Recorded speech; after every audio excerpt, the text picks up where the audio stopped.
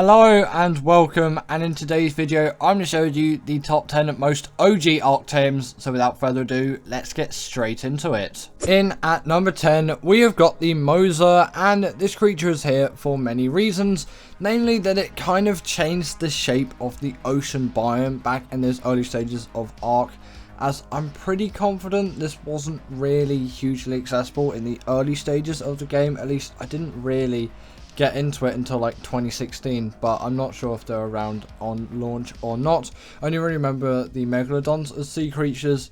I might again just be slightly wrong on those facts, but either way this creature was very influential. It's very big and you have a lot of memories with this creature, and obviously with that platform saddle as well, it added something new and innovative. I know the plesiosaur did have that as well.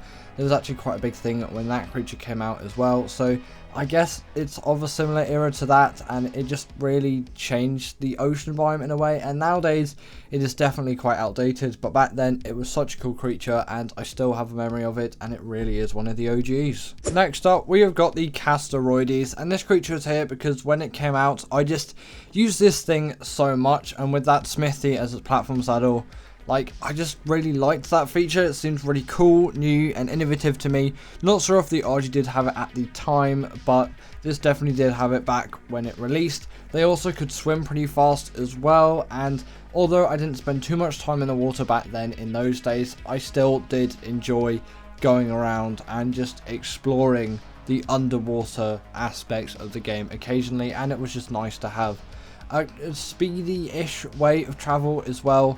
And obviously that wood gathering was really on point, and also just a general travel mount across the map as well. I did use this for, and for storage as well, as their weight was pretty good. I just really liked this creature as well, just to generally like have it, because I tended to collect a lot of creatures back then, and whenever a new one came out I would always have to tame that. You kind of say this is on a similar level to the Procoptodon and that sort of OG nostalgia from that kind of creature. So like, yeah, I have so many nice fond memories of this creature, and for me it's one of the OGs. It's a bit forgotten about nowadays, but it definitely does deserve some attention, as you can get quite a significant amount of use out of something like this. Next up we have got the Stegosaurus, and I remember when I first tamed one of these things and it took me over 2 hours back then, once obviously it had been knocked out. So you know, it really did take quite a bit of time back in the days, but that was mainly just because the rates were lower, and I think the game did have quite a drastic change when the UI update and all of that happened in terms of rates. So you know, the game has just become a lot easier since then, but that was ages ago, and obviously back in these times that was before the UI update. Also, just to mention, do you prefer the new UI or the old UI? Because I'm not talking about ASA UI, by the way, I'm just talking about Ark UI versus like 2016, 2015, 2017 Ark UI. Like, that was actually still in SOTF until like late 2022, I think, when SOTF obviously got the update. So you know, a lot of people probably would have experienced that UI at some point, but I just want to know your opinions on it. Do you like it? Do you not like it? There are some things which I do think are really nostalgic about it, and you know, that kind of does go for most things, but largely I'd say the new UI is better. And also, if you haven't realised already, the Stego has had significant amounts of TLC, because back then it was only really a berry gatherer, and yes, you could use it for doing all kinds of tanking.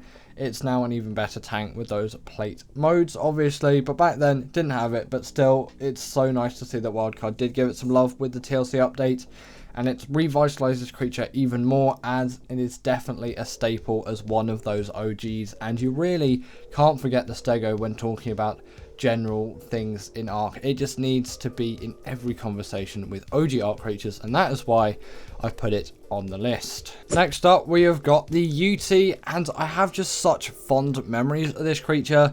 I had to put it here on this list, and I didn't really use it for bosses too much back in the day with the Broodmother, before obviously its arena existed. You just fight it there on the Obelisk Terminal. But then when I kind of found out about these creatures and just started using them more, I really grew a lot of love for this creature, and still to these days I really do just like basically have to tame a UT. It's almost like just an impulse thing. It's like impulse buying stuff. It's like, oh yeah, you have to buy that. It's not like, obviously it's just, oh, you got to buy that because it's new and fresh. So I guess impulse buying maybe isn't the best way of saying it, but impulsive thoughts in a way. Like, you just, oh, first thing, yeah, have to get a UT. Obviously, it's not going to be the first thing you're doing, but, you know, it's wired into my brain, like some other creatures as well, which are later on this list as well, and they just pretty much have to qualify as an OG tame. Crame? What is a crame? Comment that down below. What do you think a crame is? Because I have no idea. My brain is all with imagining and creating words today. But yes, definitely does classify as an OG tame if it is that memorable to me, and obviously it has been in Ark for an absolute while, so you know it would make sense why it is definitely one of those OGs, and I really do think still to this day very useful creature, and back then very useful as well. Next up we have got the Megalodon, and this is kind of all I remember of the ocean biome really in those early stages of the Ark game. I'll get myself a Megalodon and just get out there and do some general ocean exploring. I can't remember if silica poles were even a thing back then. I'm not really sure, but it's probably muddle up of memories and all things. Actually, comment that down below. Were silica poles around in 2015? Because at this point, when going through things, like we are like eight years, isn't it now? Something like that. It's more than 8, isn't it? We're in 2024. Not quite 8. It will be 9 years in June. It's been a long time, so my brain's a bit muddled up. You can probably tell why the Meg is the OG though. Like, it's the Megalodon. Everyone knows what the Megalodon is. It's that big shark, and to have it in a dinosaur game makes sense. Everyone just kind of knows what it is. Also, it had received a TLC update as well since its release, so it's nice to see that Wildcard has shown this creature some love as well.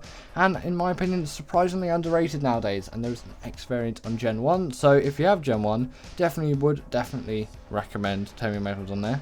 Don't know why I said definitely twice, but you know, intensify the intensifier, as they say. In at number 5, we have got the Baryonyx, and this creature is here because I just remember doing caving with these things back in the day. Obviously, they weren't the oldest creature in the book in terms of art stuff. I'm pretty sure they came around a lot later when Swamp Biome and Redwoods Biome were introduced, but I still have really strong, kind memories with these creatures, and to this day, they're pretty much the only creature I use for caving. I know there are probably some better options out there, like the Shadowmane, or quite a lot of people did use Sabres. I actually did use Sabres quite a lot. Very nice OG creature. Not on this list, but you know, give it a quick mention if you were thinking Sabres. I've given the Sabre a brief mention. You can also the Thyla as well, although I don't really have many OG memories with that creature. I do more so with the Baryonyx, which is obviously why the Baryonyx is on the list at this spot. But it's just, you know, so many fond memories with this creature. Just used it so much, not just for caving but for general travel, and not sure if they did have that spin ability when they were first introduced, because I don't really remember using all too much of it. But I'm also not really sure if they even would have got any kind of TLC, but they might have at some point. Again, not really sure. Comment that down below. My knowledge is really failing me. I should do an update at some point. It's like I'm giving you information on these creatures and I don't really have much information myself when going back this far. Really should have done a bit more research. Now, when the Quetz was introduced, which I'm confident is 2016, definitely not any later, and obviously definitely not any earlier, so I guess it kind of just has to be 2016. It really did change up the game for Ark. Like the fact you could get a platform saddle on a flying thing, and at that point flyer speed hadn't been nerfed yet, and I think they nerfed some other things as well, not just speed. I think they nerfed damage or something like that as well. Something happened at a point as well when everything got nerfed, but these were out, I'm pretty sure, pretty confident they were out before flyer speed leveling was obviously just not a thing anymore, and you could get some ripping fast Quetzals with some really cool bases on the back of them, and that would just be your way of cruising around the world. Again, such a game changer. It gave you a new perspective, and taming these things was an absolute pain back then, especially if you were doing it solo. But if you did have some friends, I guess it wasn't the worst thing, and if you were doing it solo, you could always use the RG and Pulmonoscorpius method, and if you just knew how to do it and you didn't really mess it up, then that was a surefire way to tame yourself a Quetzal. In at number 3, we got the Giga, or the Tiny Tim, whatever you want to call it. If you get the reference, put that down in the comments below on what the video was. Rest in peace, that series ended, I think, 1 or 2 episodes later, pretty much just without warning. If only we could have got more of that series. But you know, that is just how the YouTuber tends to work for that channel, you know. They don't really finish series, but they've said that they will more now. I don't know why I'm talking about that so much. Either way, let's just talk about the actual creature in hand, which is the Giga. And when the Giga hit the scene in 2016, again 2016 like the Quetzal, I think it was after, it may have been before as well, but I'm pretty confident after the Quetzal this thing dropped, and it was insane that we had this thing because it was just so big, and again it gave a new dimension to the world of Ark. And obviously the reason why it's not higher is because 2016, you know, it did come a lot later on in all of that, and this creature just, you know, it was so influential, but sadly obviously it basically just came a year too late to really make it into the top 2 spots for the OG Ark Tames. But it really did make such a big difference. And with all its abilities, even that Rage Meter was seen, it's really cool. It does definitely make it into the top 3. Really is a really cool OG creature. Now, from OG creatures and like pure nostalgia and all of that, I was tempted to put the Caro in at number 1, but for the sanity of all of you viewers out there, I did not do it because obviously not everyone is a Caro addict like I am, and it's kind of like drugs for this thing. For me, I'm just like, this is just like the most OG creature in a way. But obviously I put a different creature in at number 1 to savour you from all those bad comments, even though there probably still is going to be a little bit of hate from this. Fine, you know, you might not really like the Caro, but this is my list and not your list. You're free to agree, you're free to disagree. I always say that. I don't really mind on what your opinions are, and I think that all of them are really valid. Just want to make that clear. I know YouTubers say it all the time, but you know, I follow the same kind of policy. Either way, with this creature, I was using it pretty much from day 1. Obviously not from day 1 because the rates were so low back then. You would never be able to get a Caro then. But like, it was one of the first carnivores I got. I got Raptors first, but really not a very memorable creature to me. Didn't really like them that much. When I got my hands on a Caro, didn't even have the saddle, just had it following around.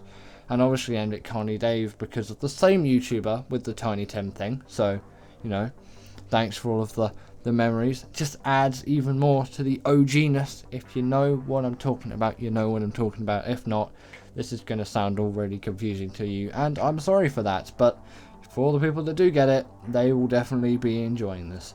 Either way, talking about the Caro as well, this did get a TLC, which obviously it didn't have before, so now it has the bleed ability, which is a nice really thing to have. Shows wildcard did actually show some support for this creature. Just really like it. It's small, it's agile, it's got that nostalgia factor for me. Really is an OG. You can get so much use out of it, at least I can. Some people probably maybe won't agree with that because I prefer creatures like Aloes, and I do agree, they're really great, just I am a bit of a Caro addict. And in at number 1, we have got the RG, and this creature is here just because it is so memorable for its old model and also just for its use. Obviously now it's got its new model, and I'm pretty sure it had a lot of TLC done to it as well with that new ability or new abilities. I'm not actually sure if it did have the regen buff, but it does have the regen buff now, where you kill something, then you eat the dead corpse, and then boom, you've got that regen. And also the saddle acts as a portable smithy as well. Not really sure if they had that back in the day, but obviously they do now, and they can carry an extra small creature in their mouth as well, which they definitely didn't have back in the day. That was not a thing which you could do on the RG, at least I'm pretty confident. Really hope that I haven't got that wrong. But obviously they could pick up things in just the general claw position, and I think the way they pick up creatures is different on the new model to the old model, because like they used one arm there seemingly on the new model. I think on the old one it was both, because it kind of like grabbed around the shoulders. Again, the old RG model was pretty much just like a bird, but just at the back it was like a square with a couple of feathers, and those feather textures, man, brings a lot of nostalgia, but also brings a lot of maybe some off-brand RG models. You know, if it was still an Ark today, that would be a little bit concerning for the developers. I'd be like, why have you not updated this yet? Still, the nostalgia factor's there for it, obviously, and it's an insane resource gatherer and such a useful creature. It's got weight reduction on things like metal, crystal, and obsidian, and as a must-have, definitely is the OG. But anyway, that is the end of today's video, and I really hope that you all did enjoy this one, as I very much did enjoy making it. And as always, comment down below what is the most OG Ark creature to you, and put your 10 in the comments below if you didn't agree with me, and I'll see you all later.